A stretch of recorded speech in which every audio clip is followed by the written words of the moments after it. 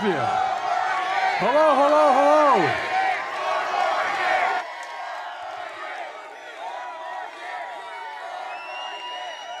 Whoa. Thank you, thank you, thank you, thank you. Hello, Philadelphia, and thank you, Brittany, for that introduction. And by the way, where I come from, I learned women can do anything a man can do. Because all the women in my family are smarter than I am. It's good to be almost home. You know, I wouldn't have been elected to the United States Senate in the first place were it not for Philadelphia. That's not a joke. All the help and support I got from Philly. Before I begin, we got a lot of friends to thank.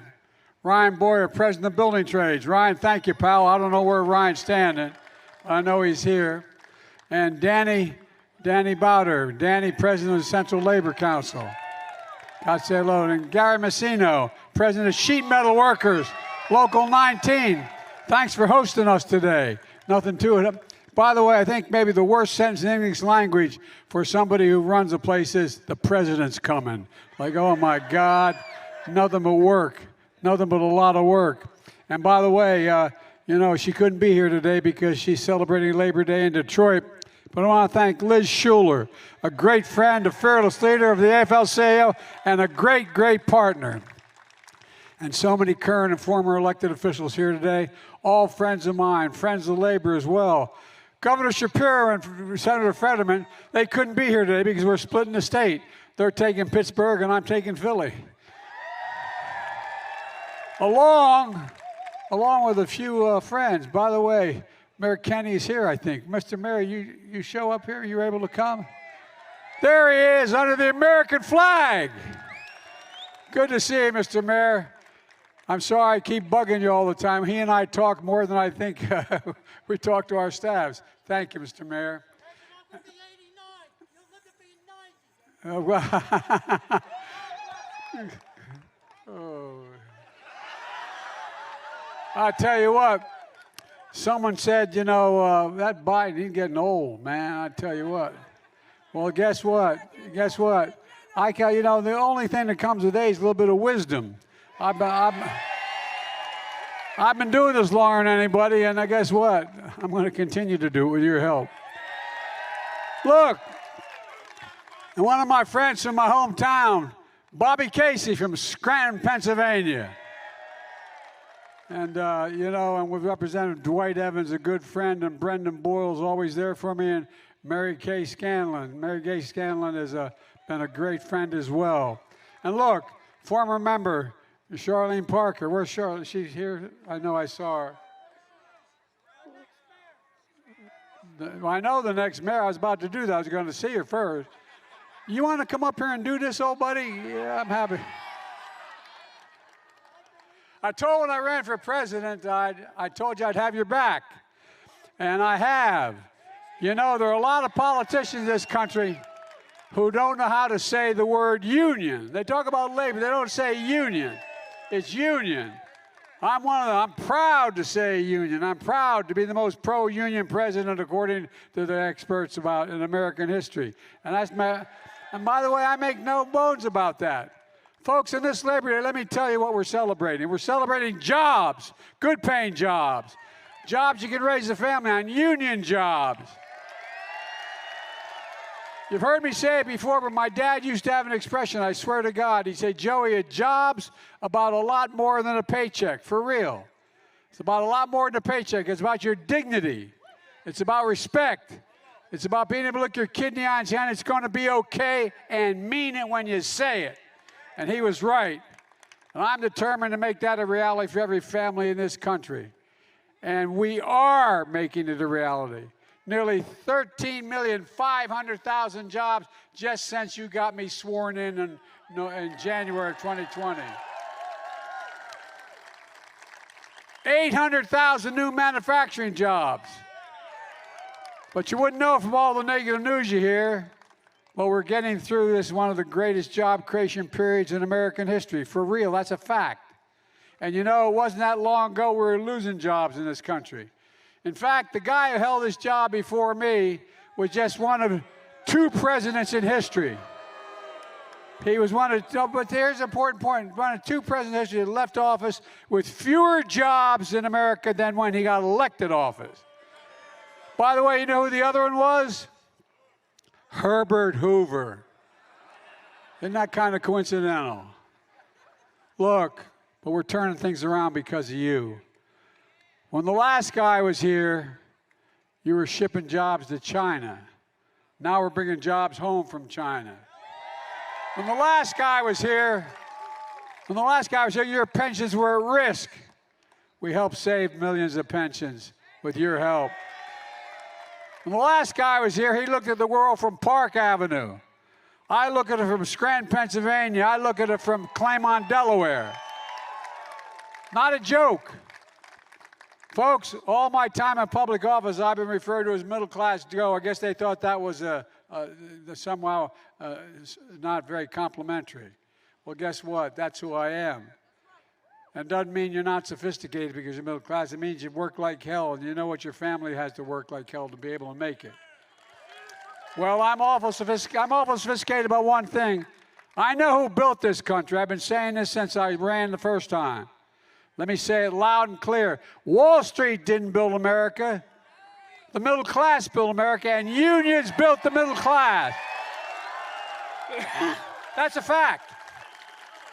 That's not hyperbole, that's a fact. Unions built the middle class. I look at this crowd, I see folks in my neighborhood. I grew up in Scranton and Claymont. The people with physical courage and brains. People who busted their necks their whole lives to care for their families. People who got up every day and worked like the devil to pay their taxes and volunteer in their communities. You're too modest. You don't talk enough about what you have to do. But I tell you, leaders all the time, American union workers, are the best. And this is what I know every major head of state in the world. Not a joke, just because I've been around. And they look to America for foreign policy issues. And guess what? I make the point. America has the best workers in the world. That's a fact. And you guys ought to talk about it more. It can take 4 to 5 years to train as an apprentice. It's like going back to college. The jobs are constantly changing. The technology evolves. You have to keep stepping up. You have to get more training. You can't be the worst in the world. You're the best in the world. No, I really mean it. You know, like the sheet metal workers who used to use hand-drawn blueprints to design ductwork in buildings. Now use sophisticated computer-aided design systems so the entire project can be laid out in 3D. It ain't your father's sheet metal workers. This is a different world, man. You do the job right and you do it on time, and it costs less for the guy you're doing it for, the person, the outfit you're doing it for, than if they didn't have labor. People are starting to understand. I met with the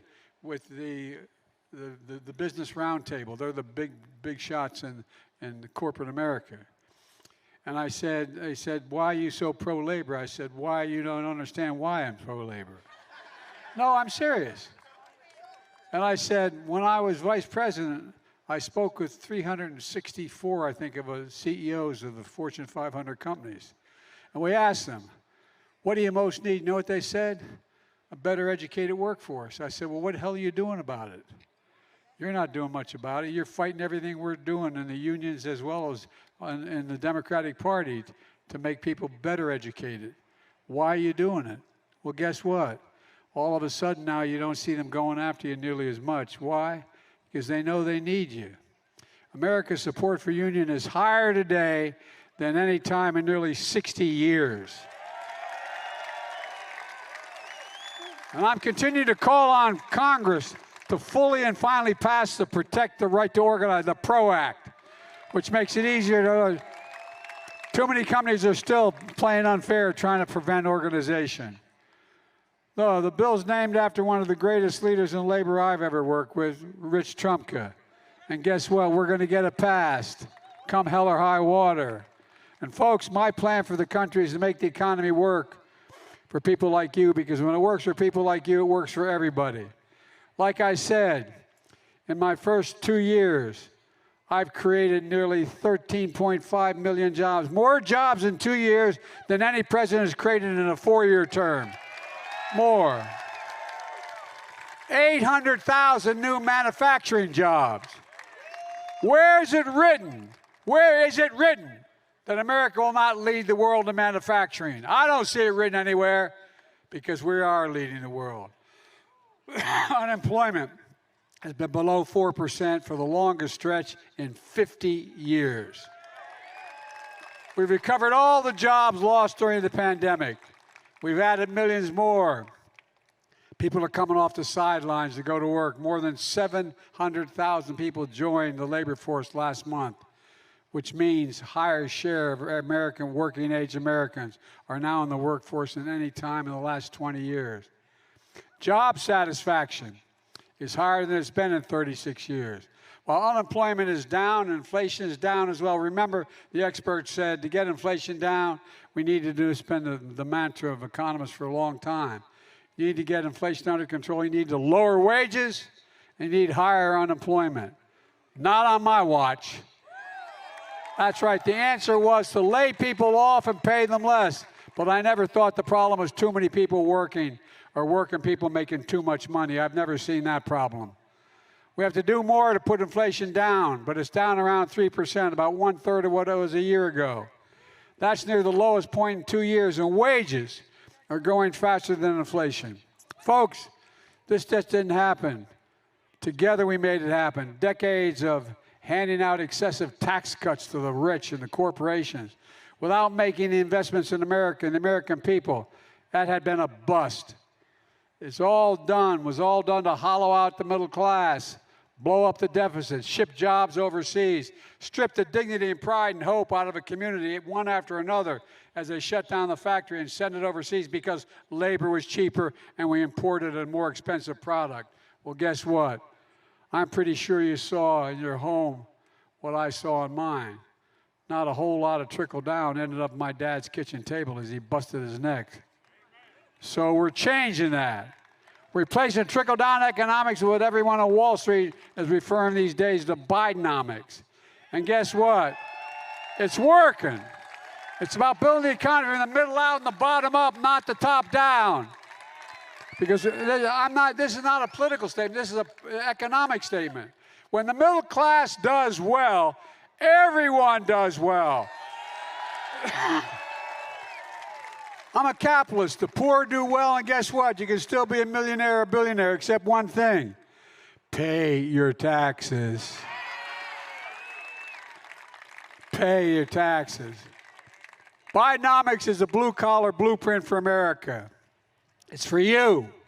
For example, last week we announced a new proposal, a new rule that would extend overtime pay to as many as 3,600,000 workers. Now it's about 35 grand, 36 grand before you can, after that you don't get overtime. Well, now it's 53 grand, man. And guess what? You've got a whole lot of people working as executive assistants, working a hell of a lot more than 40 hours and not getting paid overtime. Now you're going to get paid overtime. It'll make a big difference for a lot of families. We did something else that matters a whole lot to folks in this parking lot. That we passed the Bush-Lewis Act, which protected pensions for millions of union workers. This is one of the most significant achievements for union workers and retirees in over 50 years. And for the folks at home who don't know why it matters, let me explain. 2 to 3 million union workers, through no fault of their own, after paying into their pension for years, faced painful cuts and benefits they were counting on in retirement. Why? They're going to be left high and dry, while companies they work for didn't hold up their end of the bargain and finance their end of the bargain. We just couldn't let that happen. And I might add, we got to pass, and not a single solitary Republican vote, not one, voted to sustain these pensions. People worked their whole lives. No, think about it, though. Why in the hell would they do that? Can you imagine if it was reversed? Can you imagine they came along and said they were, anyway, I want to get going. Democrats passed it because Democrats know the value of hard work. We also passed the bipartisan infrastructure law.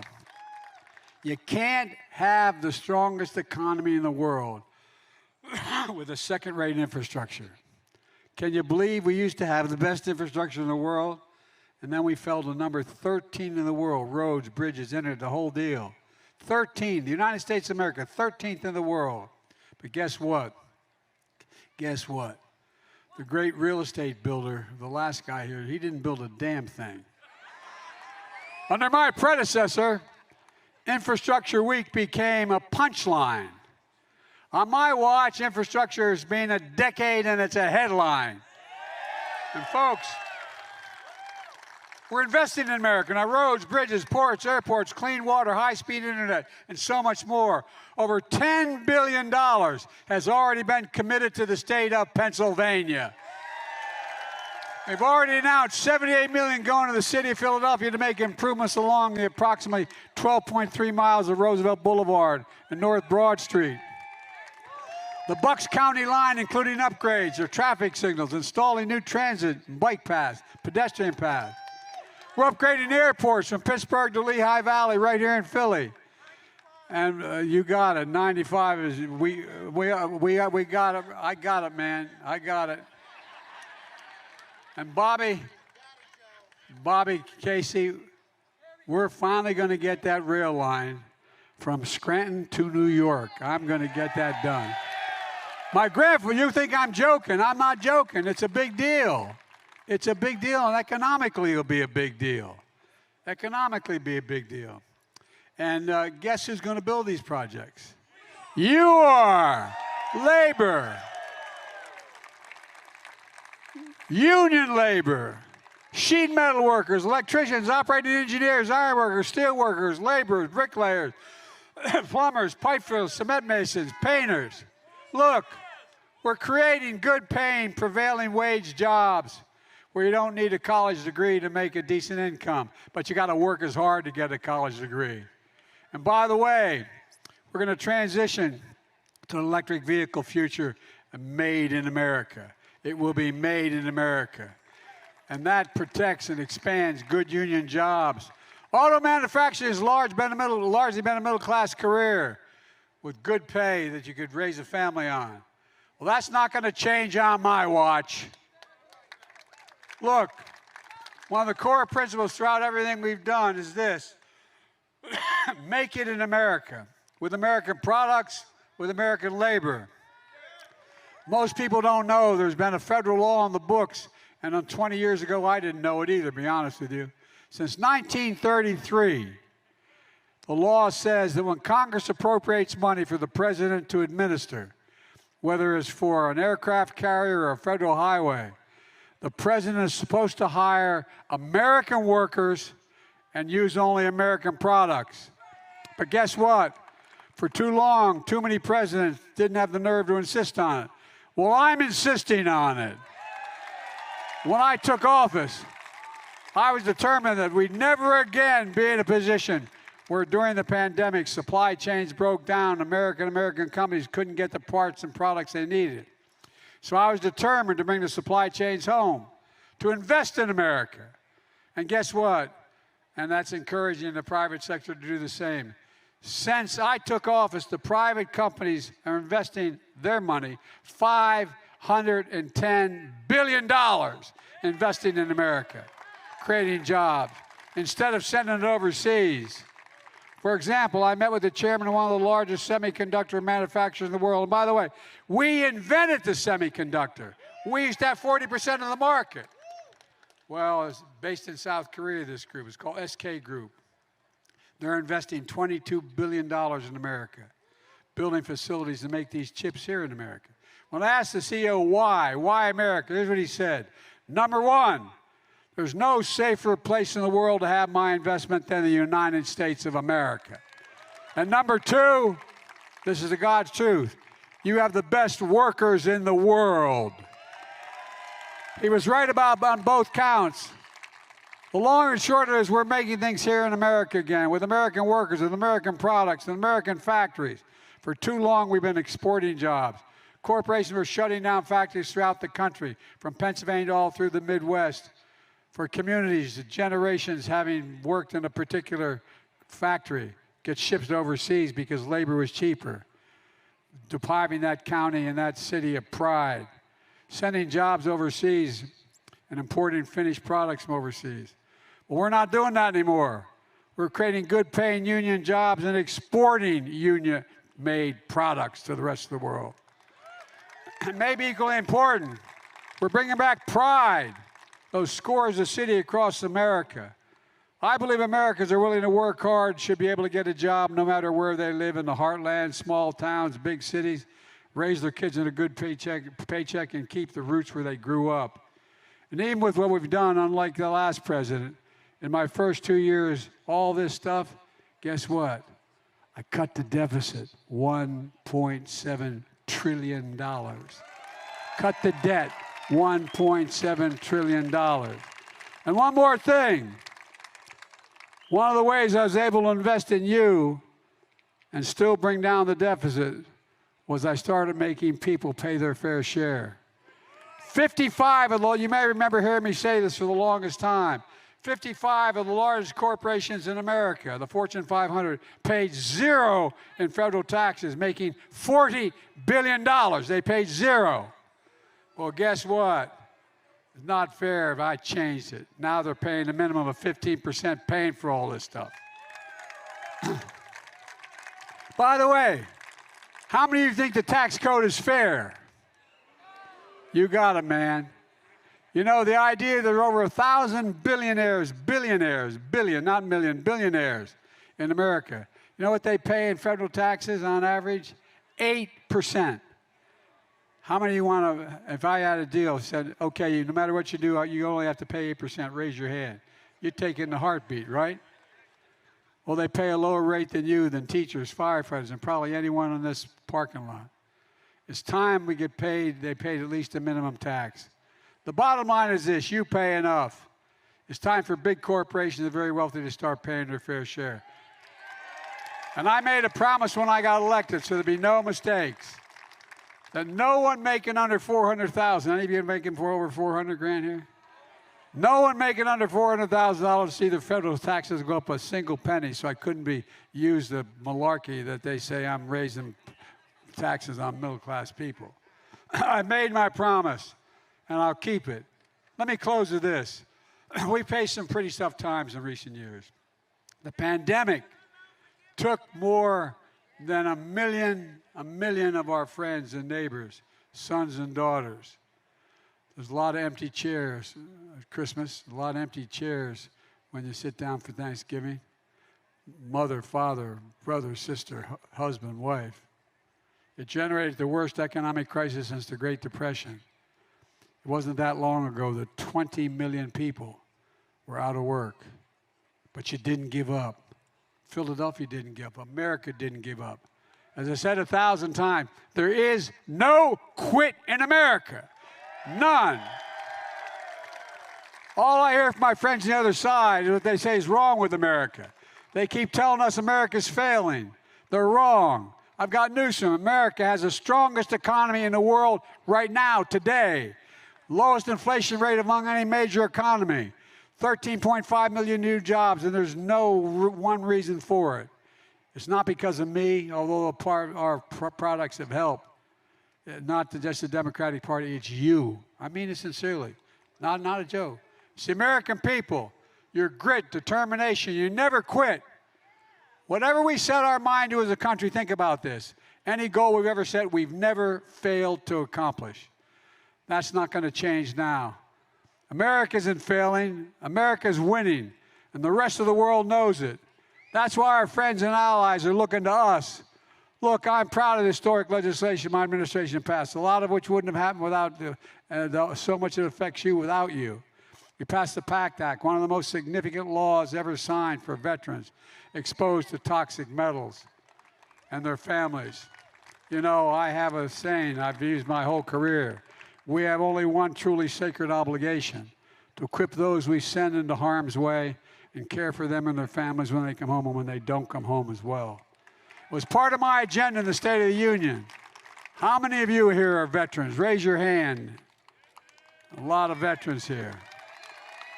Well, that obligation is sacred, to prepare and equip you all and to deal with you when you come home. Folks, we've taken the right steps not only to get our economy moving again, but to build to the future. And the real hero in this story is you. I'm not being solicitous. The American people, the people of Philadelphia, the working people of this country. You're the ones getting up every day, walking out that door and doing your work. And I've long said, it's never, ever, ever been a good bet to bet against America. And it's not a good bet today. We're still a country that believes in honesty and decency and integrity. We're still a country that believes in hard work and giving everyone a fair shot. Because we're still a country that believes that every one of us is created equal. We're still the beacon of the free world, not a joke. And it's because small towns and rural America, suburbs, big cities, all across the country, everyday ordinary people do the most extraordinary things. And let me tell you, America's best days are ahead of us. They're ahead of us, not behind us. It's about the future. This is about the future. And Leigh, I can honestly say, I've been doing this a long while, but I've never been more optimistic about America's future. We just have to remember who we are. We are the United States of America. There's nothing beyond our capacity if we work together. So God bless you all, and may God protect our troops. You're the best. You're the best. You really are the best. Thank you, thank you, thank you.